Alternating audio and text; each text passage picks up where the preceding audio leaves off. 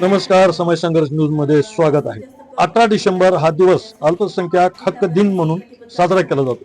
धाराशिव जिल्हाधिकारी कार्यालयाने या दिवसाचे औचित्य साधून वेगवेगळ्या अल्पसंख्याक समाजाच्या सामाजिक कार्यकर्त्याची धाराशिवच्या उपजिल्हाधिकारी यांच्या अध्यक्षतेखाली बैठक घेऊन त्यांच्या समस्या जाणून घेतल्या व शासकीय योजनेचा लाभ घेण्याचे आवाहन केले. तसेच दर 3 महिन्याला आढावा बैठक घेणार असल्याचेही सांगितले. यावेळी धाराशिवच्या उपजिल्हाधिकारी आणि काही सामाजिक कार्यकर्त्यांनी समय संघर्ष न्यूजला प्रतिक्रिया दिल्या, त्या पाहूया. तत्पूर्वी एक आठवण, आपण आणखीनही चॅनलवर नवीन असाल तर चॅनलला सबस्क्राईब करायला विसरू नका. चला पाहूया प्रतिक्रिया. अल्पसंख्याक हक्क दिनाच्या निमित्ताने आज जिल्हाधिकारी कार्यालयामध्ये बैठक आयोजित करण्यात आलेली होती. या बैठकीमध्ये सर्व समाजाच्या सर्व अल्पसंख्याक समाजाचे प्रतिनिधी उपस्थित होते आणि त्यांच्या समस्यांच्या अनुषंगाने त्यांच्यासाठीच्या असलेल्या योजनांच्या अनुषंगाने एक चर्चासत्र झालं, विचारमंथन झालं आणि प्रत्येक समाजाच्या प्रतिनिधींनी त्यांच्या ज्या काही मागण्या आहेत त्या थोडक्यात सांगितल्या आणि त्यांच्या मागण्या पूर्ण करण्यासाठी जिल्हा प्रशासन कटिबद्ध आहे या अनुषंगाने त्यांना जिल्हा प्रशासनाच्या माध्यमातून आश्वासन देण्यात आलं. धन्यवाद. पुढं काय अजून नियोजन ठरलं? पुढचं काय नियोजन ठरलं आणखी? नाही, ह्याच्यामध्ये शासन निर्णयाप्रमाणे त्रैमासिक मीटिंग होणं अपेक्षित आहे. तर प्रत्येक 3 महिन्यांनी अल्पसंख्याकांच्या साठीची बैठक घेण्यात येईल आणि त्या बैठकीमध्ये त्यांच्या ज्या काही 3 महिन्यांमध्ये मागण्या प्राप्त होतील त्या मागण्यांच्या अनुषंगाने जिल्हा प्रशासनाकडून काय काय कामकाज झालेलं आहे त्याबाबतचा आढावा घेण्यात येईल त्या सदर बैठकीमध्ये. या दृष्टिकोनातून निर्णय घेण्यात आला. त्याचप्रमाणे माननीय जिल्हाधिकारी महोदयांच्याकडे आजच्या बैठकीमध्ये झालेल्या मागण्या सादर करण्यात येऊन त्या अनुषंगाने पुढील कार्यवाही करण्यात येईल याबाबत देखील सर्व संबंधितांना आश्वस्त करण्यात आलं. थँक्यू. अल्पसंख्याक हक्क दिवस जी मीटिंग झाली, काय काय नियोजन ठरलं, काय काय सांगाल त्याविषयी? अल्पसंख्याक हक्क दिन आज 18 सप्टेंबरचा आज धाराशिव जिल्ह्यामध्ये सर्वप्रथमच साजरा पहिल्यांदा साजरा करण्यात आला. याचे श्रेय जे आहे ते महाराष्ट्र मायनॉरिटी एनजीओ फोरम हे जे 2 तारखेला निवेदन दिलं होतं त्यानुसार त्वरित नियोजन समितीने यासाठी हा उपक्रम राबवला. यामध्ये अनेक प्रकारचे जे आहेत संस्था असेल किंवा प्रत्येक जातीचे अल्पसंख्याक समाजातले जे लोक आहेत यामध्ये उपस्थित होते. यामध्ये आम्ही सर्वांनी मागणी अशी केलेली आहे की यामध्ये अल्पसंख्याक समाजासाठी जे योजना आहेत त्या परिपूर्ण राबवल्या जात नाहीत, त्या राबवण्यात पोहोचत नाहीत. तरी हा जो साजरा करण्याचा दिवस आहे हा एक काय म्हणतात त्याला एक साजरा करण्यासाठी एक अवलंब करावा ह्यासाठी साजरा करण्याचं परिधान झालं पाहिजे, त्यासाठी ही झालं पाहिजे. हा एक साजरा करण्यात आज दिवस साजरा केला, एक मीटिंग झाली. यश काय सांगते? यश नक्कीच यासाठी भेटल, कारण हा पहिला यश आहे की साजरा करण्यात आला. हा पहिला यश आहे, इथून पुढे होऊन जाईल. आणि 3 महिन्याला अजून कलेक्टर मॅडम सांगितलं, ऍडिशनल कलेक्टर मॅडम 3 महिन्याला मीटिंग आणि आढावा घेतला जाईल. कारण घ्यावंच लागेल, कारण अल्पसंख्याक अधिकारी म्हणून नियोजन समितीचे जे अध्यक्ष आहेत त्यांना तो प्रदान करण्यात आला, त्यामुळे त्यांना ते ठराविकपणे घ्यावंच लागेल.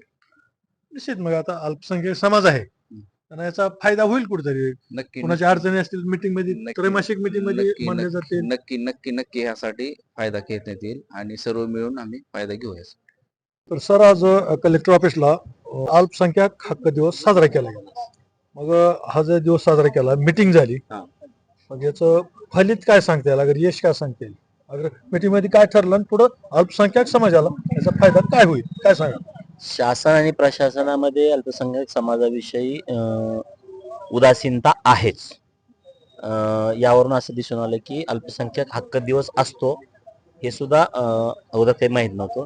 आम्ही 2 डिसेंबरला पहिल्यांदा साजरा केला. आम्ही 2 डिसेंबरला इथं MMNS च्या माध्यमातून आमचे संस्थापक जाकीर शिकलगार आणि म्हणजे अय्यूब भाई शिकलगार, वकील शेख सर, मी स्वतः, आम्ही काजी नसर डोके, आम्ही स्वतः येऊन इथं निवेदन दिलं आम्ही जिल्हा नियोजन अधिकारी. कारण आता मागच्या महिन्यामध्ये शासनाने असा आदेश काढलेला आहे की जिल्हा अल्पसंख्याक नियोजन अधिकारी जे आहेत तेच आता जिल्हा अल्पसंख्याक अधिकारी म्हणून त्यांची निवड केलेली आहे आणि तसं त्यांना ते आदेशित केलेलं आहे, तसं ते अध्यादेश काढलेला आहे. पण इथं जिल्ह्याला अधिकारी आहे, अल्पसंख्याक अधिकारी आहे हेच लोकांना माहित नाही. आम्ही तो GR काढला आणि ते GR काढून आम्ही त्या पद्धतीने आम्ही जिल्हा नियोजन अधिकाऱ्यांना भेटून त्यांना एक निवेदन दिलं आणि हा 18 डिसेंबर जो अल्पसंख्याक हक्क दिन आहे हा साजरा करण्यासाठी मी भाग पाडला. आणि आज जे मीटिंग झाली, अल्पसंख्याक हक्क दिन जो आज साजरा करण्यात आला, यामध्ये आम्ही अल्पसंख्याक समाजाच्या वतीने अनेक मागण्या मांडलेल्या आहेत. त्यातील प्रामुख्याची मागणी शिक्षण, आरोग्य, रोजगार, मानवी मूल्यांचं हनन होतं, त्या विरोधात कारवाई व्हावी किंवा अल्पसंख्याक समाजाला कुठं कुठं डावलण्यात येतं, हे आम्ही मुद्देसूद तिथं मांडलेलं आहे. आणि जिल्हा अल्पसंख्याक अधिकारी आणि माननीय निवासी जिल्हाधिकारी मॅडमनी आमच्या मागण्यांचा, बऱ्याचशा मागण्यांचा त्यांनी गांभीर्याने विचार करतो असं आम्हाला एक आश्वासित केलेलं आहे. आणि दर 3 महिन्याला अल्पसंख्याक समाजाची विशेष बैठक याच जिल्हा नियोजन कार्यालयामध्ये घेण्याचं आजच्या नियोजनामध्ये ठरलेलं आहे.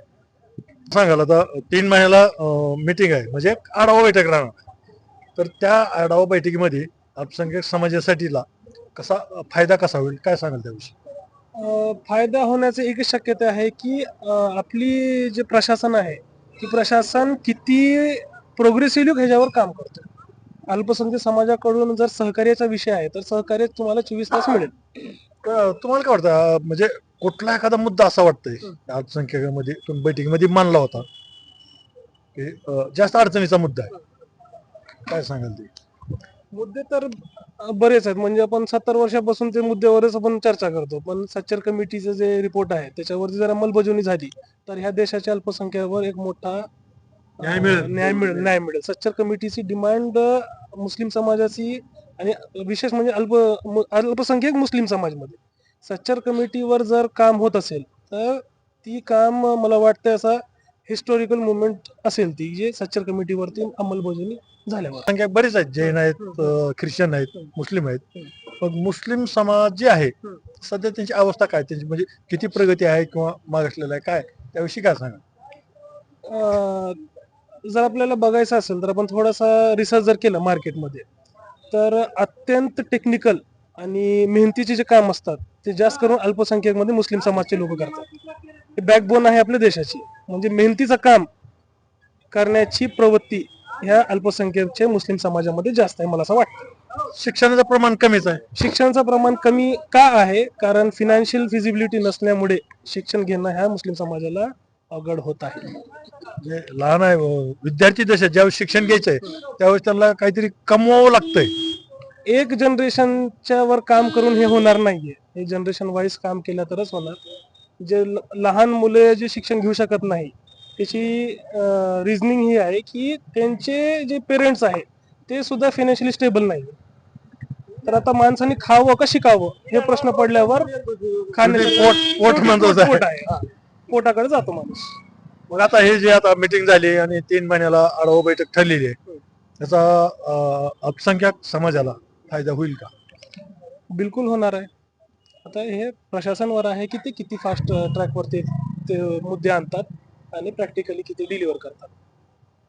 तर या ठिकाणी सामाजिक कार्यकर्ते वकील शेख आहेत, त्यांची प्रतिक्रिया जाणून घेऊ. शेख साहेब, एक सांगा, समाजामध्ये नेमकं काय अडचणी काय आहेत किंवा कोणते प्रश्न महत्वाचे आहेत त्याविषयी काय सांगा? एक तर मुद्दा आहे शिक्षणाचा, जे की सर्वांना माहीत आहे. दुसरा मुद्दा असा आहे की मुस्लिम समाज हा अल्पसंख्याक समाज आहे. बाकीच्या अल्पसंख्याक समाजाला अट्रॉसिटी कायदा लागू केलेला आहे. मुस्लिम समाजाला सुद्धा अट्रॉसिटी कायदा लागू करावा व त्यांच्या संरक्षणाची जबाबदारी घ्यावी. म्हणजे इतर समाजाला अल्पसंख्याक समाजाचं संरक्षण आहे कायद्याचं, तसं या समाजाला सुद्धा कायद्याचं संरक्षण मिळालं पाहिजे. हो हो. तर पाहतोय आपण या ठिकाणी सर्वांची आपण प्रतिक्रिया घेतलेल्या आहेत. मी रमाकांत हाजगुडे, समाज संघर्ष न्यूज, धाराशिव.